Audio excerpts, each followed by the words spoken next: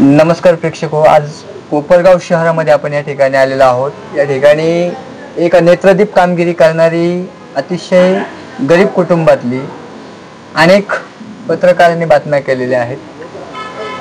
चांगला दीपक जो या ठिकाणी ज्ञानाचा त्यांनी प्रशांत केला आणि अर्थातच डॉक्टर बाबासाहेब आंबेडकर म्हटले होते की शिक्षण हे वाघिणीचे दूध आहे आणि तो पेल्याशिवाय कोणी गुरगुरल्याशिवाय राहत नाही। म्हणजे शिक्षण हे वाघिणीचे दूध आहे आणि ते जो पेला तो गुरगुरतो। अक्षरशः यांनी देखील ज्ञानाचं दीप या ठिकाणी लावलेला आहे आणि शिक्षण वाघिणीचं दूध या ताईंनी या ठिकाणी प्रशांत केलंय। कोपरगाव सारख्या ग्रामीण भागातील आणि अतिशय बिकट परिस्थितीतील कुटुंबातील व्यक्तिमत्व अर्थात उषाताई पवार, मलाही पूर्ण नाव अजून माहित नाहीये। मी फ्लॅक्स वगैरे बघितले शहरामध्ये आणि म्हटलं चला यशोगाथा केली पाहिजे। CNI महाराष्ट्र न्यूजने आतापर्यंत महाराष्ट्रातले 13-14 लोकांच्या या ठिकाणी यशोगाथा आपण केलेल्या आहेत आणि अशीच एक यशोगाथा या ठिकाणी आज नुकताच MPSCचा रिझल्ट लागलाय, निकाल लागलेला आहे। पण कधी MPSC पास होणाऱ्या व्यक्तीकडे जावं आणि कधी त्यांची मुलाखत घ्यावी अशी प्रत्येकाला इच्छा वाटत असते, पण यांची यशोगाथा खरी सुरुवात ही आपण यांच्या उषाताईंपासून करणार। उषाताई, सर्वप्रथम अभिनंदन तुमचं आणि मी CNI महाराष्ट्र न्यूजच्या टीम तर्फे तुमचं या ठिकाणी स्वागत करतो। थँक्यू सर, अभिनंदन थँक्यू सर। माझा हा इंटरव्ह्यू घेण्याचा एक प्रसंग असा आहे की ग्रामीण भागातील कोपरगाव आणि कोपरगावातील तुम्ही कन्या अतिशय बिकट परिस्थितीतून आलेत। बरेच लोकांनी तुमचे इंटरव्ह्यू केलेले आहे, पण खरं तुमचं शैक्षणिक जे आहे म्हणजे शिक्षण तुमचं कुठं कुठं कसं कसं झालं हे या ठिकाणी सगळ्यात महत्त्वाचं माहिती असायला। सर माझं शिक्षण इथेच झालं कोपरगावला। सर मी MA इंग्लिश एक पोस्ट ग्रॅज्युएशन केलेलं आहे। माझं शिक्षण सर 1ली ते 7वी पर्यंत नगरपालिका शाळा क्रमांक 3 आणि 8वी ते 10वी MK आडवमध्ये मी होती। 11वी ते 15वी पर्यंतचं शिक्षण मी SHM कॉलेज कोपरगावला केलं आणि MA इंग्लिश मी KTHM कॉलेजला केलं सर। हे झालं तुमचं ग्रॅज्युएशन पर्यंतची लढाई। हो सर। तुम्हाला MPSCच उतरावं असं नेमकी कसं वाटलं, नेमकी काय हो? आता आपण ग्रॅज्युएशन केलंय, MA इंग्लिशला त्या काळात खूप स्कोप असेल, तुम्हालाही वाटलं असेल मी शिक्षक व्हावं, मी क्लार्क व्हावं किंवा मी विदेशामध्ये काय म्हणू आपण गाईडन्स करायला सुद्धा जायला पाहिजे। इंग्लिश ही जागतिक लेवलची भाषा आहे। MPSC कडे यावं हे तुम्हाला कसं सुचलं? सर मी SYला होती, आमच्या इथे सेमिनार भरलं होतं SHMला आणि वामन सर होते वाटतं, इकॉनॉमिकला। हो, इकॉनॉमिक डिपार्टमेंटला होते आणि ते ना कॅन्डिडेटला सांगत होते की हॉलमध्ये चला आणि म्हटलं हे इकॉनॉमिक्सचं लेक्चर असेल आणि ते स्पर्धा परीक्षेचा बोर्ड लावलेला होता, मी ते रीड केलं नव्हतं सॉरी। आणि मी सरांना सहज म्हटलं सर काही लेक्चर आहे का? सर म्हणे स्पर्धा परीक्षा आहे। तर म्हटलं ओके, म्हटलं काय सर? म्हणे इथे ना MPSC असतात, मला तरी कळालं नाही। मला सर म्हणे इथं अधिकारी घडतात म्हणे। म्हटलं म्हणे नोकरी लागते। मला सिंपल भाषेत आणि मी म्हटलं सर इकॉनॉमिक्सचं लेक्चर नाही ना, कारण मी MA इंग्लिश इंग्लिश लिटरेचरला होते। म्हणे ओके तुम्ही एंट्री करू शकतात। मी तेव्हा खापर्डे सर होते, त्यांचं नाव होते, ते KTHM मधूनच आलेले होते आणि मी सरांनी इतकं सुंदर सांगितलं MPSC विषयी, पण फक्त सांगितलं, पण ते कसं करायचं ते नाही सांगितलं। जेव्हा मी ठरवलं की सर KTHM मधून आहे, आपण KTHMला जायचं, कारण काही माहीत नव्हतं, एखादा व्यक्ती सांगतो फक्त। आणि मी KTHMला गेली, तिथून फक्त बघितलं की MPSC मुलं मुली करतात, पण डिकोड झाला नाही सिलेबस लवकर, पण मी तो सेल्फ डिकोड केला की स्वतःमध्ये म्हणजे स्टेप बाय स्टेप स्वतःमध्ये खूप इम्प्रूव्हमेंट मी केलं। ज्या 16 मुख्य परीक्षा मी आज दिल्या आणि त्याचं एक बेनिफिट्स असं मिळालं की महाराष्ट्र लोकसेवा आयोग म्हणजे MPSC मधून राज्यसेवा टॉप आहे मी, सर्वात मोठी राज्यसेवा असते ही। राज्यसेवेच्या पुढे काहीच नसतं, त्याच्यानंतर मुलं UPSCचं प्रिपरेशन करतात, IAS IPS होतात आणि PCS स्टेट PCS म्हटलं जातं इन शॉर्टमध्ये। आणि स्टेट PCS मधली राज्यसेवा ही सर्वात टॉपच्या सर्वात क्लास 1च्या पोस्ट आहे, म्हणजे लाल दिव्याची गाडी तुमची फिक्स असते, पण हा लाल दिवा सहसा आयोग देत नाही। याच्यासाठी तुमचे खूप कष्ट, तुमची मेहनत, तुमची जिद्द आणि तुम्ही त्या सिलेबसकडे कसं बघतात, ते डिझाईन पण त्यांनी तसं केलेलं आहे। आणि 6 पेपर तुम्हाला काढायचे, 6 पेपर तुम्हाला काढायचे, 6 पेपरसाठी तुमची मेहनत, तुमचं पूर्ण एका दिवसाचं 12 तास मधून तुम्ही किती तास म्हणजे 24 तासातून तुम्ही किती तास अभ्यास करतात त्याच्यावर पण आहे। तुम्हाला तुमचा त्याग करावा लागतो, मेन म्हणजे त्याग आणि शिका। त्याग केल्यानंतरच तुम्हाला सक्सेस भेटतं. सगळं प्रयत्नावरती अवलंबून आहे, हेच तुम्हाला म्हणावं लागेल. सगळे प्रयत्न महत्वाचे आहे. प्रयत्न नावाचा जो शब्द आहे तो खूप महत्व आहे. म्हणजे सतत करत राहणं, हे जे कीवर्ड आहे ना, सतत करत राहणं, स्वतःला त्याच्यात ऍक्टिव्ह ठेवणं. तुम्ही असे कोणते घाव या ठिकाणी सोसले बरं शिक्षण करत असताना? तुम्हाला असं काही जसं एखादा मूर्तिकार असतो आणि तो दगडाला तो छडीनं ठोकत असतो आणि नंतर ती मूर्ती तयार होते छानशी, आपण देव म्हणतो तिला, तसं तुम्ही या शिक्षणाच्या जोरावरती MPSC उत्तीर्ण झाले. तर ही MPSC करत असताना किंवा याची अभ्यासिका करत असताना जीवनामध्ये तुम्हाला संघर्षाची एक माला घ्यावी लागत असेल ना? जसं तुम्ही म्हणजे प्रयत्न करतायत, मग पुस्तकाचं वाचन करतायत, पण हे सगळं करत असताना काहीतरी कौटुंबिक आधार तो नसतो. काहींना मेंटली या ठिकाणी प्रिपरेशन फुल नसतात, कॉन्फिडन्स लूज होतो. मग अशी एखादी घटना असेल तुमच्या आयुष्यामध्ये की तुम्हाला असं वाटलं असेल आता नको? बरोबर आहे सर तुमचं. कारण मी MPSC मध्ये ऑलरेडी आत्ता 16 आहे, तेव्हा मी 11 का 12ला थांबून घेतलं होतं 2020ला. कारण कंटिन्यू आय गज इट इज नॉट जोक. तुम्ही आयोगाच्या पेपरमध्ये तुम्ही STI पण देताय, ASO देताय, सब रजिस्ट्रार देताय, PSI तर मी इतके वेळा दिली की मला ते PSI लोकच कंटाळले असतील ग्राउंडला घेऊन कारण निघत नव्हतं माझं. आणि मी स्वतःला ठरवलं की कारण आयोगाचं कंबाईन बी हे जेव्हा घेतं तर आयोग आधी प्रत्येक याला कट ऑफ वेगवेगळ्या लावलं जातं. एक कट ऑफ लावलं जातं, एक मेरिट लिस्ट थांबून जाते. तुमचे मार्क जर 100 पैकी तुम्हाला 70 मार्क पडले असेल ते ही 1/4 मायनस करून तेवढे जर तुम्हाला पडले, तुम्ही जर 60-65 ला असतील तर हे तुमचे सिक्युअर मार्क असतात. तुम्हाला नक्की तुम्ही कंबाईन हो तुम्ही मेन्स देऊ शकतात. हे तिथं जेव्हा मुलाला समजतं की 60+ मार्क असले की मुलगा शुअर म्हणतो की माझं मेन्सला मी मेन्स देणार आहे आयोगाची. कारण पूर्वनंतर मुख्य परीक्षा असते, त्याला मेन्स म्हणतात इंग्लिशमध्ये. ती मुख्य परीक्षा आपल्याला द्यावी लागते. त्याच्यासाठी जो सिलेबस असतो आयोगाच्या म्हणजे पहिले PSI ला तुम्हाला कायदे पाहिजे होते आणि STI ला पहिले तुम्हाला म्हणजे इकॉनॉमिक्स आलं पाहिजे, कारण तुम्हाला इकॉनॉमिक डिपार्टमेंटमध्ये तुम्हाला काम करायचं आहे. आणि ASO साठी तुम्हाला पॉलिटी आहे, कारण तुम्हाला विधिमंडळमध्ये लेजिस्लेटिव्ह मध्ये काम करायचं आहे. आमदार तुमच्या कॉन्टॅक्ट मध्ये येतात. मेन म्हणजे तुम्हाला डायरेक्ट मंत्रालयात जॉब भेटतो, त्याच्यामुळे तुम्हाला कायदे सगळे माहिती पाहिजे, मंत्रालयातला पॉलिटीचा सगळा विषय तुमचा अभ्यास. असा आयोगाचा आधी डिझाईन होता. आता सगळ्यांनी आयोगाने काय केलं, सगळं सिलेबस एकत्र केलं आणि एकच कंबाईन ठेवलेली. त्याच्यामुळे मी आधी सगळे आले होते, कारण मला मार्क्स इतके छान पडायचे, 60, 65, 67, 70 क्रॉस केले. तरी एवढी मी मेन्स दिली, प्री काढली, मेन्स एवढ्या मार्कांनी दिली, तरी माझं 1.75 ने ASO राहिली. मला तेव्हाच खरंच डिप्रेशन आलं होतं. पण माझी आई इथे बसलेली आहे, ती मला म्हटली की मी तिला बोलली की मला लग्न करायचंय, तू कसाही पोरगा आण. माझी बहीण नाशिकला राहतात, कंपनीत जॉब करतात. म्हटलं एखाद्या कंपनीतला एडा वाकडा पोरगा आण, मी कसंही लग्न लावून घे. मी त्या पोराला कधी सांगणार नाही की मी एवढं दिलंय तुझ्याशी.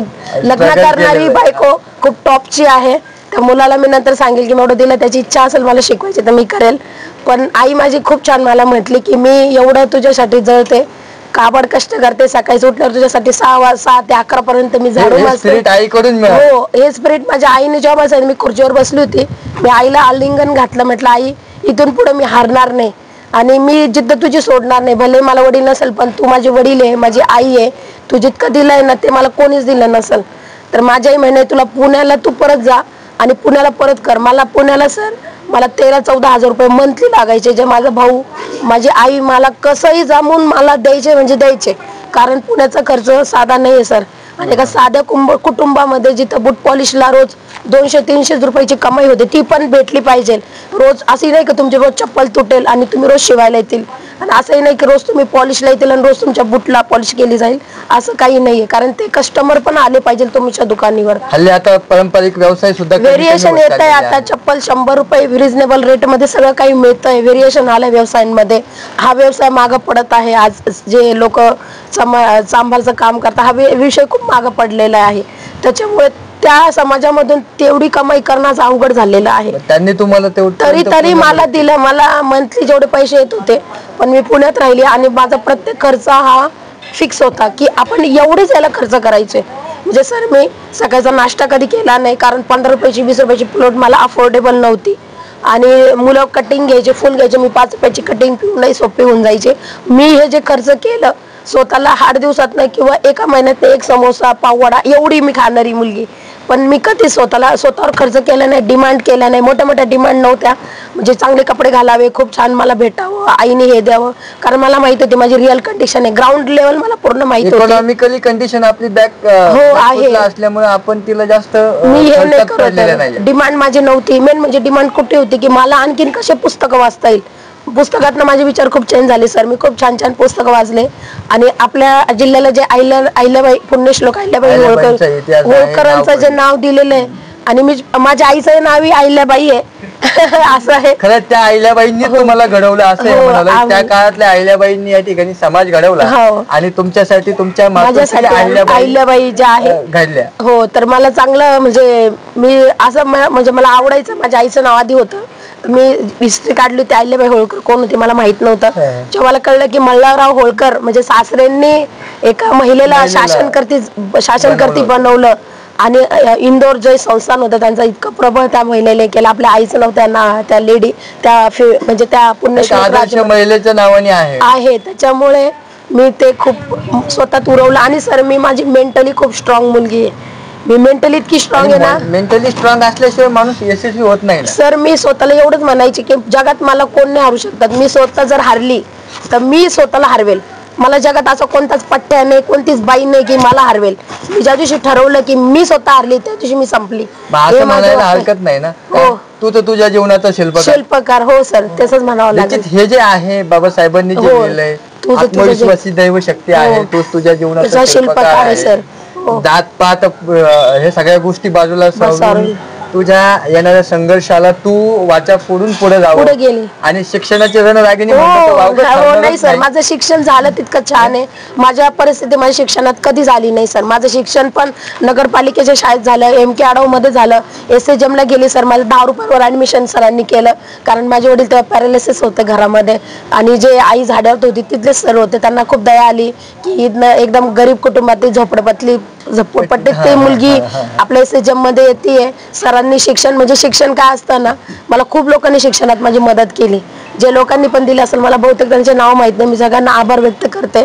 आणि आज मी शिक्षण केलं सर. माझी विचारधारा बदलली. माझ्या समाजात जास्त मुली शिकत नाही सर, कारण समाजात मुलींचे लगेच लग्न लावले जातात. 10वी झाली फेल झाली तर लावा, 12वी झाली की लग्न लावून द्या, स्थळ आणले जातात. पण माझ्या आई भावाने असं काही माझ्यावर फोर्स केला नाही. उलट माझ्या भावांनी नेहमी मला सांगितलं, फुटबॉलीचे जितके पैसे यायचे शालेय शाळेत आणून द्यायचं. खोडपट सुद्धा मला आवडतं सर. आजही मी पेन्सिलनी खोडत बसते, कारण हे मला आवड आहे सर. माझ्या भावाने जेव्हा माझ्यातले स्पार्क बघितलं की ही काहीतरी करणार, कारण मी मुख्य परीक्षा देते sir. It is not joke की तुम्ही आयोगाची MPSCतली मुख्य परीक्षा तुम्ही कारण प्रत्यक्ष लढायचं. हो, आणि त्याच्या दुकानावर काही चांगले लोक यायचे. तो कधी कधी सांगायचा नाही की बहीण आपली MPSC करते, फक्त तो विचार मांडायचा की सर असं काही आहे का. मग लोक पुढून सांगायचे की खरंच MPSC छान आहे, इथं पोस्ट होल्डर अपयश आहे. अपयश नक्की सर, नावातच स्पर्धा आहे. तुम्ही अपयशाच्या अशा किती पायऱ्या चढल्या सर? मी 16 पायरी आहे सर. माझी अपयशाचा जिना चढलाय सर. मी पायरी नाही चढली. पहिलं वर्ष सांगताल का? पहिलं 2015 पासून सर मी करते हे कंटिन्यू. तर आज 2025 म्हणजे टोटल 10 वर्ष झाली सर. पण याच्यात 16 मुख्य परीक्षा इंटरव्ह्यू दिले सर मी. माझं सेल्फ स्टडीमुळे मी कुठं क्लासेस, कारण 1-1.25 लाख रुपये माझ्याकडे नाहीये सर. माझं घर विकावं लागेल मला. त्याच्यामुळे मी एवढी जिद केली नाही, कारण मी पोरांना पाहिजे हे लोकसत्ता वाचते, मी लोकसत्ता वाचते, हे लोकराज्य वाचते, मी लोकराज्य वाचते. याच्या डेक्सर पॉलिटिक्सचं बुक आहे कोळंबे सरांचं, मग मी कोळंबे घेतलं. हे जे बघून जे मी केलंय सर, मी कुणाला विचारलं. आणि नंतर पोरी मला आज असं झालंय की मला पोरी म्हणतात की मॅडम सिलेबसची लिस्ट द्या, बुक्सची लिस्ट द्या. आज माझ्याकडे मुली त्याच्यासाठी तो सिलेबस पूर्ण बघितलाय सर, घेतलाय सर मी पूर्ण. तो उतरवला माझ्या आयुष्यातून. MPSC पूर्ण उतरवली सर. सोपी आहे का? नाही सर, सोपी तर आहे, पण तुमचे विचार जर तिला म्हणजे परफेक्ट असतील, तुम्हाला तोडायचंय सर. एखाद्या झाडाला तोडताना सर डायरेक्ट त्याच्या मुळावर घाव नाही केलं, त्याच्या फांद्यावर छाटलं जातं. जर तुम्ही फांद्या छाटत चाला, तुम्हाला MPSC एकदम सिंपल दिसेल सर. म्हणजे आता ज्याला MPSC करायची आहे त्या व्यक्तीनं 5वी पासूनच या ठिकाणी थोडा अभ्यास करून असंच तुम्हाला म्हणावं लागेल. फांद्या छाटायच्या मीन्स छाटवला. कारण सर हे बघा, मी या खुर्चीत बसलेला, आता तुम्ही मी बसू शकते सर. तुम्हाला सेटिंगचं मलाही विद्यार्थी 5 मिनिटं जर बसला सर, त्याच्याकडे फोन नाहीये, त्या विद्यार्थ्याला अवघड जाईल आज बसायला. की फक्त पुस्तक येतो, आळस गेल खिडकी बघल, हे बघल, त्या पुस्तकाकडे थोडा वेळ बघत राहील की हा पुस्तक माझ्याकडे बघतोय. हे सिच्युएशन आहे सर, रिअली आहे. मग ते पुस्तक तो पोरगा उघडलं पाहिजे, त्याच्यात त्याने वाचलं पाहिजे, सिटिंग त्याला जमली पाहिजे. मी 1 तासापासून बसलोय, मी 2 तासापासून बसलेलो आहे, हे जेव्हा त्याला कम्फर्टेबल होईल, त्याला मॅच झालं पाहिजे ते वातावरण, त्या खुर्चीचं, त्या डेस्कचं, त्या पुस्तकाचं, हे सुरू करावं लागेल सर. अभ्यास तंत्र ज्याला हो, ते सुरू करावं लागेल. अचानक नाही होणार. अचानक तुम्ही लायब्ररीत जाऊन बसू नाही शकत. तुम्हाला ते कम्फर्ट करावं लागेल नेहमी, की खुर्चीवर बसणं, उठणं, खुर्ची हळूच वाजवणं, आपल्या आवाजाचा त्रास कुणाला होणार नाही, हे टिकेट्स तुम्हाला थोडे थोडे पाळावे लागतील सर. आता तुम्ही म्हटले की फोन वगैरे वगैरे वगैरे, आता डिजिटल युग आहे. प्रत्येक जण प्रत्येक घटक हा मोबाईल वरती बघतो आहे. व्हॉट्सअप असेल, सोशल मीडिया असेल, GPT असेल, ChatGPT, अनेक पर्याय खुले आहेत. पण आज देखील तुमच्या मनामध्ये मोबाईल संदर्भात काय वाटतं, मुलांनी कशा पद्धतीने अभ्यास केला पाहिजे? सर मी एकच म्हणेल, तुम्हाला जर तुमचं गोल अचीव्ह करायचं असेल ना, टेक्नॉलॉजी चांगली पण आहे आणि वाईट पण आहे सर. ते मॅट बॉक्सही होऊ शकतो तुमच्या आयुष्यामध्ये. सर अभ्यास करताय तर तुमचं प्लीज डेस्कवर फोन नकोय. फोन एक तर तुम्ही म्हणजे सायलेंटवर ठेवू नका, डायरेक्ट स्विच ऑफ करा. कारण तुम्हाला गोल ठरवायचा आहे सर, तुम्हाला तो गोल काहीतरी देणार आहे. तुम्ही सारखे मेसेज बघता आणि सोशल मीडिया सर, व्हॉट्सअप असतील, टेलिग्रामला तर आयोगाचे सगळे नोटिफिकेशन येतात कारण टेलिग्रामला आहे, आणि फेसबुक असतील तर हे नक्की डिलीट मारा. तुम्हाला जर्नी जर स्पर्धेची जगायची असेल तर तुम्हाला इकडची स्पर्धा डिलीट करून या स्पर्धेत उगावं. तुम्हाला डिजिटल माध्यमातून बाहेर पडावं लागणार आहे जर तुम्हाला MPSC व्हायचं आहे. हो, डिजिटल म्हणजे कोणतं सर, की तुमचा फ्रेंड तुम्हाला मेसेज करतो, तुमची मैत्रीण तुम्हाला मेसेज, कोणीतरी तुम्हाला काहीतरी टाकतंय सर, इकडचा नेता विता भाऊ बिऊ काहीतरी टाकतंय, तुम्ही कमेंट मानता, रील बघताय सर, 55 जे रील्स येतात, माइंड वेगळं. तुम्ही डायव्हर्ट का होतात? तुमचं पुस्तक समोर आहे, पुस्तकाला वाचा ना. पुस्तकात ना अधिकारी घडणार आहे, त्या रील मधून अधिकारी नाही घडणार आहे. आणि महाराष्ट्र शासनाला ग्राउंड लेवलचे अधिकारी पाहिजे, कारण तुम्ही जर ग्राउंड लेवलहून आज अधिकारी पद घेशाल ना, महाराष्ट्र सरकारचं खूप काम सोपं होणार आहे. कारण त्या विद्यार्थ्याला पूर्ण ग्राउंड लेवल माहित असते खुर्चीवर बसल्यावर. माझा हा सेकंड प्रश्न तुम्हाला तोच असणार होता, परंतु तुम्ही तुमच्या उत्तरातच त्याचं मला प्रश्नातच उत्तर देऊन टाकलेलं आहे. आम्ही देखील ग्राउंडवरती काम करत असताना, पत्रकारिता किंवा YouTube चालवत असताना आम्ही देखील हेच म्हणत होतो की बॉटमचाच माणूस फक्त ओळख ठेवू शकतो, कारण त्याने हजारो संघर्षाच्या चटक्यावरती आपलं आयुष्य जगलेलं असतं. हाच एक शेवटचा प्रश्न मी तुम्हाला विचारतो. ज्या वेळेला तुम्ही MPSCच्या पेपरला गेलात, अभ्यासिकेला गेलात पुण्याला, घरच्यांच्या अप्रोक्ष आपण तिथं आहात, घरचे तुमच्या बरोबर नाहीयेत, आणि अशा वेळेला काहीतरी एखादी अशी घटना घडली असेल की तुम्हाला तिथे कोणीतरी सहकार्य केलं, असं एखादी संकल्पना किंवा एखादी घटना तुमच्या आयुष्यात घडली का 2015 ते 25च्या दरम्यान? सर मी एक सांगते, मी जेव्हा पुण्याला गेले मला कोणीच मदत केली नाही सर. मला एका मुलीने फक्त सांगितलं होतं की पुणे रूम्सला ॲपला जा, तिथे टेलिग्रामला मुलींचे रूम्सचे अवेलेबल असतात, ते शोधलं सर. मी स्वतः पुण्याला गेली, माझ्यासोबत भाऊ होता ना आई होती. आज जे मुलं आई वडील घेऊन जातात, मी कुणाला घेऊन गेली नाही सर. मी स्वतः रूम शोधलं. रूम अशा मुलींमध्ये तिथे 7 मुली राहतात, मी 8वी मुलगी होती 2 BHK मध्ये, आणि एकदम ढेकणात राहणं, ढेकून भरपूर त्या रूम मध्ये. माहीत सांगितलं नव्हतं कारण मुलगी रूम सोडून देईल. मी स्वतःच सगळं शोधलं सर, लायब्ररी शोधली, अभ्यास कसा शोधला. कारण जेव्हा मी नाशिकला होती सर, मी तेव्हा 3 मुख्य परीक्षा देऊन मी पुण्यात जात होते. मला काही नवीन शिकायचं नव्हतं सर, कारण मला मी नाशिकला 3 वर्ष जेव्हा राहिली, 3 वर्षात 3 मुख्य परीक्षा दिल्या, तेव्हा मी फक्त म्हटली होती की माझं हे डोकं कम्प्युटर आहे, बाकी मला काही नकोय. माझ्यासोबत ना आई ना भाऊ, काय बघून काय करत, एवढंच म्हणणार आहे ना की तू राहा, आम्हाला काही प्रॉब्लेम नाही सर. माझ्या एवढ्या पूर्ण जर्नीमध्ये मी जिथं जिथं राहिले असेल पुण्यात, ते कधीच पुण्यात आले नाही. इव्हन मी ज्या राज्यसभा संगमनेर मधून दिली सर, संगमनेर फक्त इथून 40 रुपये भाडे, कोपरगाव संगमनेर, ती कधीच मला भेटायला आली नाही सर. भाऊ कधी भेटायला आला नाही. म्हणजे पेरेंट्स म्हणतात ना, केअर करतात, आपला मुलगा कसा राहतो त्याशिवाय तर तुम्हाला काही मिळणार हो, त्यांना माहित होतं ना, कारण ते तिथे आले असते, तुम्ही भावनिक झाला असता, तुमच्या अभ्यासाकडचं लक्ष दुसरीकडे गेलं असतं. म्हणून कदाचित तुमच्या आई आणि भावाने देखील तुम्हाला ती मोरल सपोर्ट म्हणावी लागेल सर. एक दिवस दुकान बंद केले तर दुसऱ्या दिवशी खायचे हाल होता आमच्या घरात.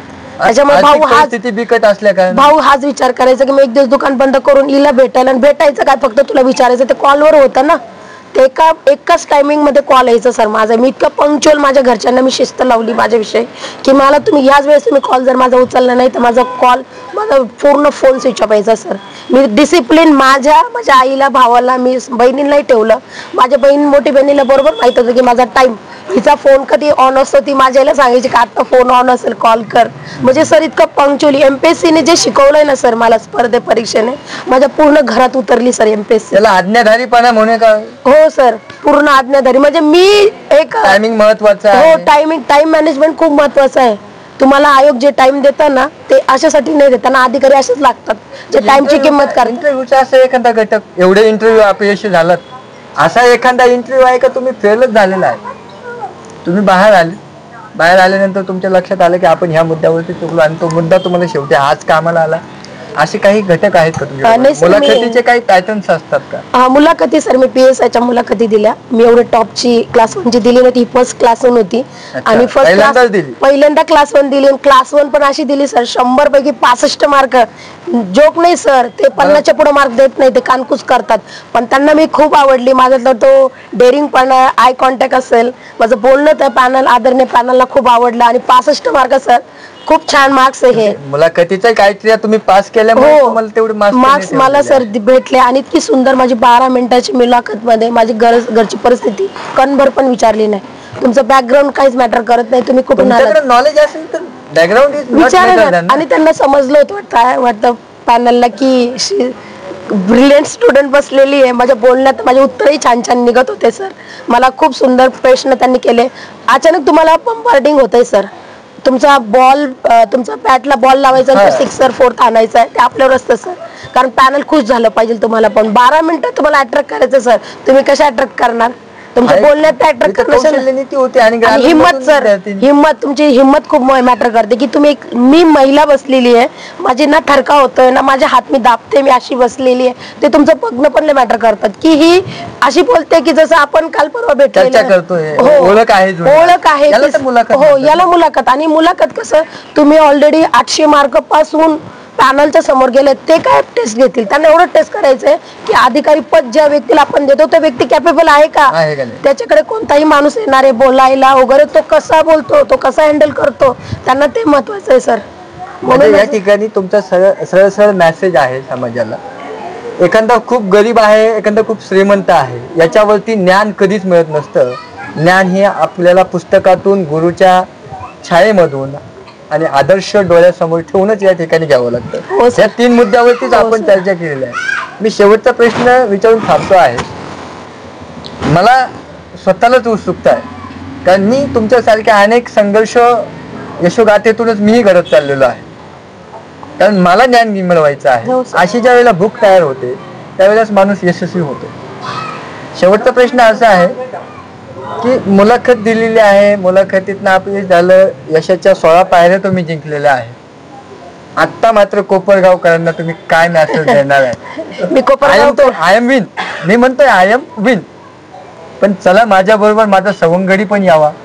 मी हे म्हणेल की जेवढे कोपरगाव वासी असतील, जे आजूबाजूचे खेडे वगैरे असतील, नक्की तुम्ही पुण्यासारखं मॉडेल यूज करा. तुम्ही पुण्यात एकदा जाऊन बघा, पेठेत नारायण पेठेत, नवी पेठेत, तुम्ही मुलांना फक्त जा आणि बघा, तुमच्या मुलाला न्या, लायब्ररी कशी आहे, ते मुलं कसा अभ्यास करतात ते बघा. आणि इथं जे लोक खरं संपत्ती आहे, त्यांच्याकडे श्रीमंत आहे, त्यांचं घर रिकाम आहे, ते दुसरीकडे राहतात, तिथं लायब्ररी ओपन करा. कारण माझ्यासारखी गरीब मुलगी सकाळी धुणं भांडे घरातलं करून कमीत कमी 9 ते संध्याकाळी 7 पर्यंत अभ्यास करू शकते ना, माझा बाहेरचा खर्च वाचतोय. तुम्ही जर ती लायब्ररी अवेलेबल केली, अभ्यासिका अवेलेबल करून दिली, चांगली फॅसिलिटी तिथे दिली, तर ती विद्यार्थी बाहेर जाणार नाही, ती तालुका सोडणार नाही, ती जिल्हा सोडणार नाही, ती पुण्याला जाऊन म्हणजे त्या ढेकणात ती मरणार नाही. त्याच्यामुळे तुम्ही इथं हा हब सुरू करा. कारण विद्यार्थ्यांसाठी ग्रंथालयाची अपेक्षा आहे माझ्या आहे, आणि ओपन करा तुम्ही. कारण स्पर्धा परीक्षेचं नाव कोपरगावात नाहीच आहे, MPSCचं नाव खूप ठराविक लोकांमध्येच आहे. मला माझ्या मार्फत पूर्ण कोपरगावांमध्ये, पूर्ण माझ्या जिल्हा अहिल्यानगरमध्ये मला हे नाव स्प्रेड करायचं आहे. MPSCचं स्पर्धा परिषद, तुम्ही कोणती स्पर्धा द्या, MPSC देऊ नका, तुम्हाला जे व्हायचं असेल त्याच्यासाठी अभ्यासिका तयार करा. तुम्हाला खरंच तुम्हाला असेल, तुम्ही खूप काही संस्था ओपन करतात, तुम्ही काय ओपन करता, पण त्याच्यापेक्षा तुम्ही एक विद्येचं मंदिर ओपन करा. त्या विद्येच्या मंदिरात अधिकारी घडणार आहे, आपलं तालुक्याचं, आपल्या जिल्ह्याचं नाव मोठं होणार आहे. आणि आपलं महाराष्ट्र शासनाला अशा विद्यार्थ्यांची खरंच गरज आहे. त्याच्यामुळे मी कोपरगाव वासियांना एवढीच रिक्वेस्ट करेल की खरंच तुमच्या मुलांना वगैरे असेल तुमच्याकडे तर नक्की अभ्यासिका ओपन करा इथे. आता हे सगळं अभ्यासिका, तुमचा सगळा प्रयत्न, हा सगळा डोळ्यात पाणी आणण्याजोगा आहे यात शंकाच नाही. तुमची अपेक्षा इच्छा देखील कोपरगावकर 100% मनावरती घेतील. पण विषय जरा गंभीर आहे. आता मला MPSC मिळाली, पण पोस्टची अनेकदा चर्चा केली जाते, तुम्हाला पोस्ट कोणती मिळणार आहे. आणि मी प्रेक्षकांना असं तुम्ही दाखवा की मी जी परीक्षा पास झाले याच्यातनं हे होता येतं, जेणेकरून आपल्या इकडच्या ग्रामीण विद्यार्थ्यांना एक शेवटचं स्पिरिट मिळेल, एवढीच अपेक्षा मी होतं. कसं आहे ना, MPSC फक्त हे नाव आहे, महाराष्ट्र लोकसेवा आयोग. MPSC मध्ये आयोग खूप सारे एक्झाम घेतात. तुम्ही जर MPSC तुम्ही जी पास झालेले आहात त्याच्यातनं कोणती पोस्ट आपल्याला तर मी जी पास केली ती राज्यसेवा पास केली, त्याच्यात सर्वात क्लास 1च्या पोस्ट आहे. तुम्ही डेप्युटी कलेक्टर म्हणजे उपजिल्हाधिकारी, DYSP उपाधीक्षक, CO नगरपालिका, CO सचिव ऑफिसर, तहसीलदार, नायब तहसीलदार होऊ शकतं, BDO आहे, ACST आहे, असिस्टंट कमिशनर, शेड्यूल ट्राईब मध्ये डायरेक्ट क्लास 1, सगळ्या क्लास 1 आहे सर. खूप पोस्ट आहेत. तुमची इच्छा कोणती आहे? सगळ्या क्लास 1 तर एका MPSC पास होणाऱ्याला देऊ शकत नाही ना आपण. हो सर. तुमचं माइंड काय म्हणतं की हा मला BDO व्हायचं आवडेल, मला नायब तहसीलदार होईल. प्रेफरन्स मला पॅनलने विचारलं की प्रेफरन्स आता आम्हाला सर मेन्सला आमचा प्रेफरन्स असतो, तो प्रेफरन्स मी DYSP टाकलाय. कारण माझी इच्छा आहे सर, मी लय वेळा PSI देऊन फेल झाली, मला PSI ने सल्यूट मारावं सर, त्याच्यासाठी मी DYSP टाकली होती सर. आणि DYSP टाकण्याचं हे कारण आहे की माझी आवडती पोस्ट सर, मला पोलीस खाता आधीपासून आवडतं सर. आता मला बिरदेव ढोणे आठवतोय, चर्चेतनं बिरदेव ढोणे आठवतोय मला, की ते सुद्धा मोबाईल हरवला म्हणून पोलीस स्टेशनला गेले, तक्रारीला अडचणी आल्या आणि ते स्वतःच पोलिसांचे अधिकारी झाले. असंच कोपरगाव मध्ये सुद्धा तुम्ही अशी इच्छा व्यक्त करतायत की MPSC मधून PSIच्या अनेक परीक्षा दिल्या, PSI अपयशी ठरले, पण DYSP झाल्यानंतर मग मात्र PSI ना यावं लागेल. सल्यूट मारतील सर ते, आणि ते मारण्यापेक्षा सर ते जोकली आहे. पण कसं आहे ना, एक महिला आणि ती पोलीस, लोक विचार करतात महिलाकडे बघून की ही पोलीस आहे, पण ती DYSP आहे, ती SP आहे, ती IPS आहे. याच्याने ना मुलींमध्ये मेसेज जाईल की मुली जे पोलिसांना म्हणजे घाबरतात घरातून बाहेर निघायला, बाहेर शॉपिंगमध्ये जायचं तर आईसोबत, वडील सोबत, छोटा भाऊ सोबत, काय हे नकोय.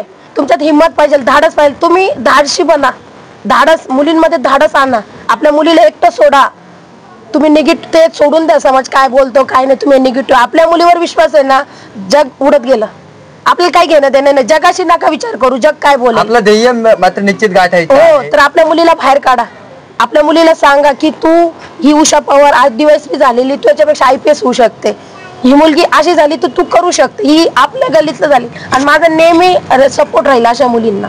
नेहमी मी स्पर्धा परीक्षा, मला असं वाटतं की मी कोपरगाववासियांच्या कणाकणात ठेवावी की स्पर्धा परीक्षा MPSC काय असते, उतरवा मुलांना. आणि असं हे नाही की स्पर्धेला पैसे लागतात सर, स्पर्धा पैशाशिवाय विदाऊट आहे सर, पैसा लागेल सर. स्पर्धा परीक्षेला पैसे लागतच नाही, आणि तुमचा खर्च करायला पैसा लागतो सर. वैयक्तिक जो खर्च पाहिजे तो तुमचा पाहिजे सर, म्हणजे पुस्तकांचा, तुमचा राहण्याचा, तुमच्या जेवणाचा, तुमचा लायब्ररीचा खर्च, हे खर्च आहे सर.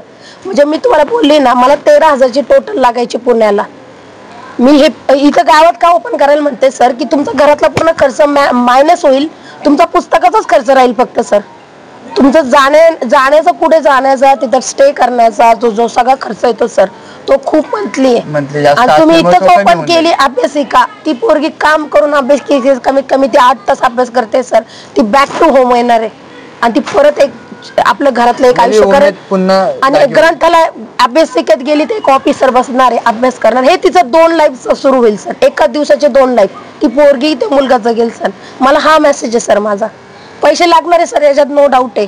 आणि स्पर्धा, हे नावातच स्पर्धा, 36 जिल्हे महाराष्ट्रातले, 36 जिल्ह्यातले खूप सारे पोरं फॉर्म भरतात. तुम्हाला टिकायचं असेल तर तुम्ही मेंटली टिकले पाहिजे. आणि म्हणा की, आणि उद्या परत मला ब्लेम नको व्हायला, उषाताई म्हणायची स्पर्धेत उतरा, स्पर्धेत आम्हाला यश मिळत नाही, उषाताईने आमचं आयुष्य बिघडवलं. तुम्ही पहिले पहिले स्पर्धा काय ते पहिले ठरवा.